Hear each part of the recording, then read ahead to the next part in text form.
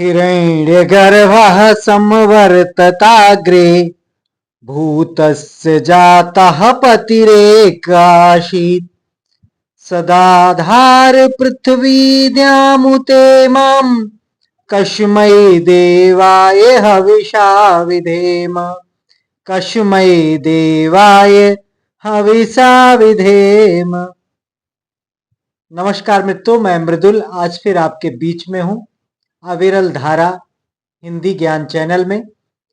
आज बात कर रहे हैं हम विधि की, विधाता की, ब्रह्मा की।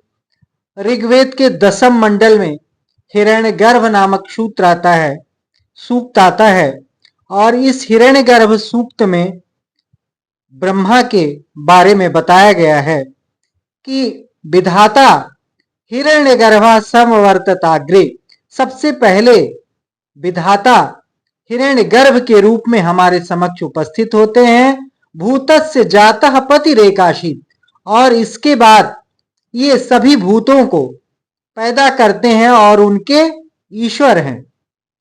सदाधार पृथ्वी द्यामुतेमाम, और उसी हिरण्यगर्भ ने इस पृथ्वी को और इस आकाश को बनाया और उनकी समुचित जगहों पर स्थापित किया।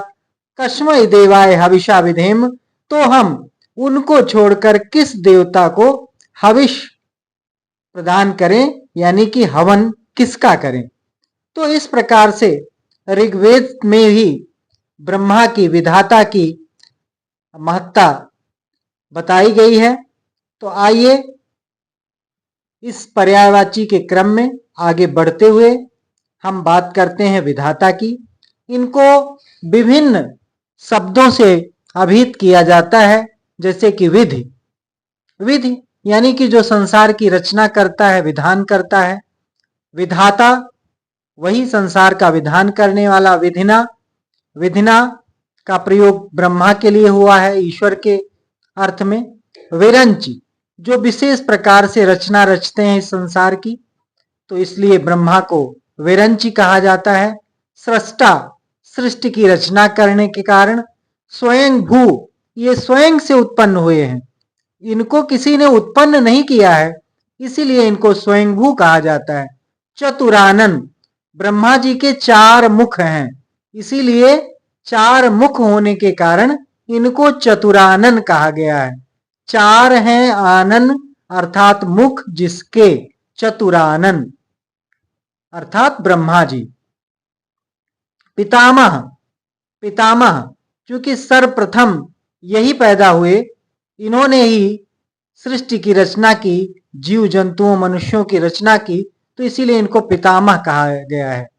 प्रजापति, प्रजापति विधाता का, ब्रह्मा का एक पुराणों में प्रजापति शब्द आता है, तो प्रजापति इसलिए कहा गया। आजकल भी देखिए जो कुम्हार लोग होते हैं उनको प्रजापति कहा जाता है, तो कदाचित ये विश्व के कुम्हार हैं, संपूर्ण सृष्टि के कुम्हार हैं, इसलिए इनको, ब्रह्मा जी को प्रजापति के नाम से भी जाना जाता है।